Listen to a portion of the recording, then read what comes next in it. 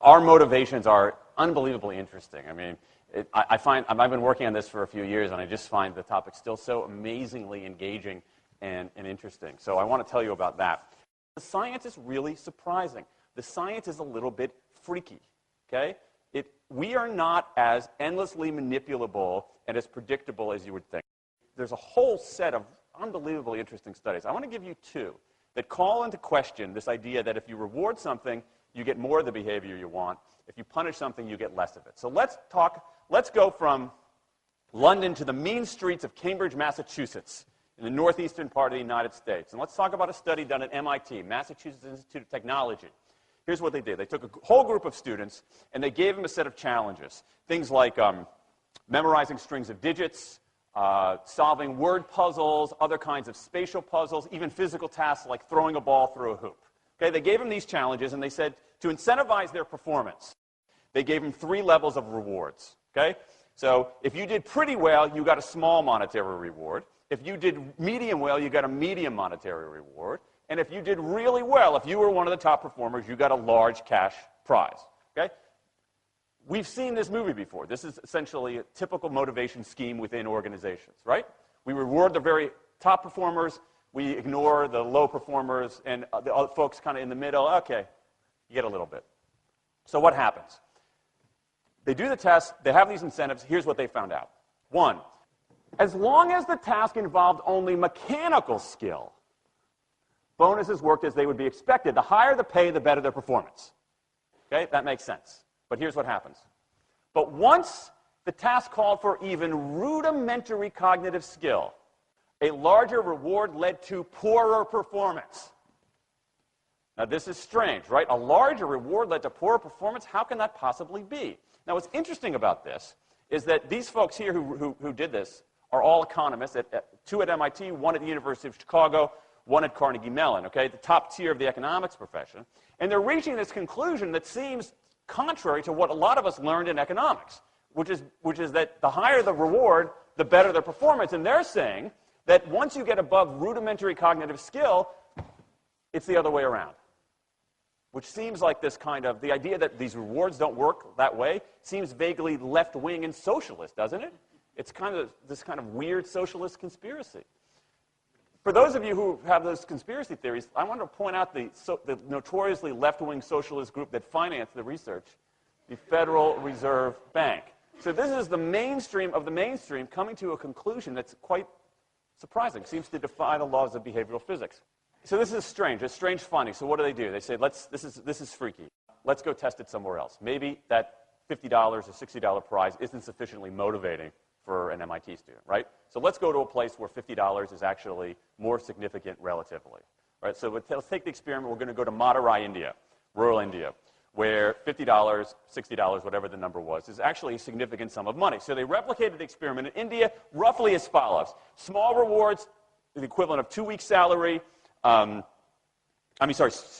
performance, low performance, 2 weeks' salary. Medium performance, about a month's salary.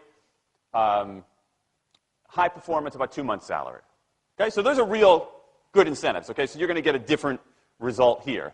Well, what happened, though, was that the people offered the medium reward did no better than the people offered the small reward. But this time around, the people offered the top reward. They did worst of all. Higher incentives led to worse performance. What's interesting about this is that it actually isn't all that anomalous. This has been replicated over and over and over again by psychologists, by some extent by sociologists, and by economists, over and over and over again. For simple, straightforward tasks, those kinds of incentives, if you do this, then you get that, they're great. For tasks that are algorithmic, set of rules where you have to just follow along and get a right answer, if-then rewards, carrots and sticks, outstanding. But when the task gets more complicated, when it requires some conceptual, creative thinking, those kinds of motivators demonstrably don't work. In fact, money is a motivator at work, but in a slightly strange way. If you don't pay people enough, they won't be motivated. What's curious about, there's another paradox here, which is that the best use of money as a motivator is to pay people enough to take the issue of money off the table. Pay people enough so that they're not thinking about money and they're thinking about the work. Now, once you do that, it turns out there are 3 factors that the science shows lead to better performance, not to mention personal satisfaction. Autonomy, mastery, and purpose. Autonomy is our desire to be self-directed, to direct our own lives. Now, in many ways, traditional notions of management run afoul of that. Management is great if you want compliance, but if you want engagement, which is what we want in the workforce today as people are doing more complicated, sophisticated things, self-direction is better. Let me give you some examples of this, of almost radical forms of self-direction in the workplace that lead to good results. Let's start with this company right here, Atlassian, an Australian company. It's a software company, and they do something really cool. Once a quarter, on a Thursday afternoon, they say to their developers, for the next 24 hours, you can work on anything you want. You can work on it the way you want. You can work on it with whomever you want. All we ask is that you show the results to the company at the end of those 24 hours in this fun kind of meeting, not a star chamber session, but this fun meeting with beer and cake and fun and other things like that. It turns out that that one day of pure, undiluted autonomy has led to a whole array of fixes for existing software, a whole array of ideas for new products that otherwise had never emerged. One day. Now, this is not an if-then incentive. This is not the sort of thing that I would have done 3 years ago before I knew this research. I would have said, you want people to be creative and innovative? Give them a freaking innovation bonus. If you do something cool, I'll give you $2,500. They're not doing this at all. They're essentially saying, you probably want to do something interesting. Let me just get out of your way. One day of autonomy produces things that had never emerged. Now, let's talk about mastery. Mastery is our urge to get better at stuff. We like to get better at stuff. This is why people play musical instruments on the weekend. You got all these people who are acting in ways that seem irrational economically. They play musical instruments on weekends. Why? It's not going to get them a mate. It's not going to make them any money. Why are they doing it? Because it's fun, because you get better at it, and that's satisfying. Go back in time a little bit. I imagine this if I went to my first economics professor, a woman named Mary Alice Schulman, and I went to her in 1983 and said, Professor Schulman, can I talk to you after class for a moment? Yeah. I got this inkling. I got this idea for a business model. I just want to run it past you.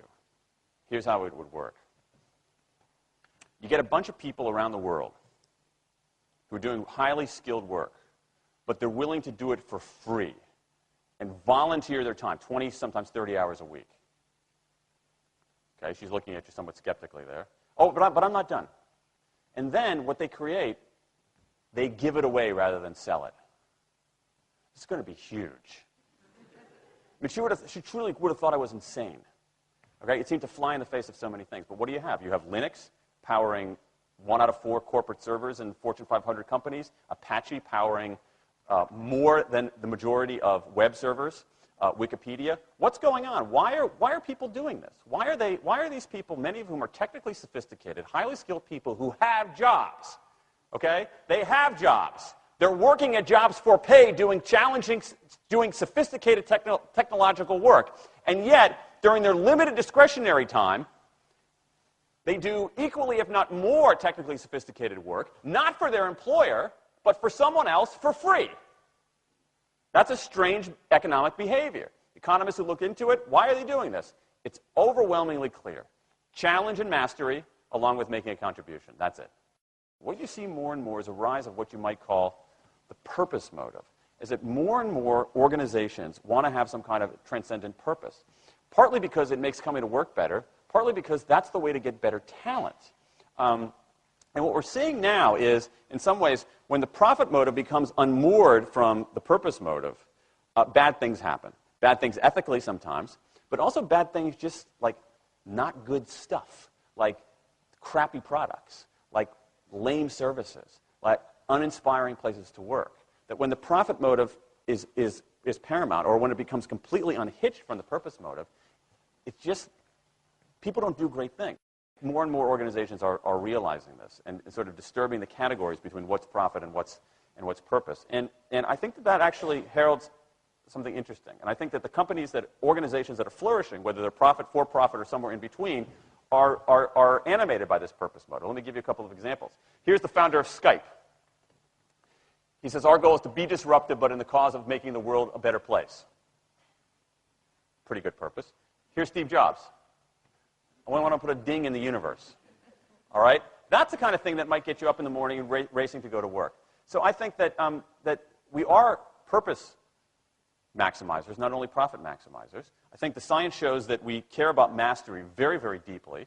And the science shows that we want to be self-directed. And I think that the big takeaway here is that if we start treating people like people and not assuming that they're simply horses, slower, smaller, better-smelling horses, if we get past this kind of ideology of carrots and sticks and look at the science, I think we can actually build organizations and work lives that make us better off, but I also think they have the promise to make our world just a little bit better.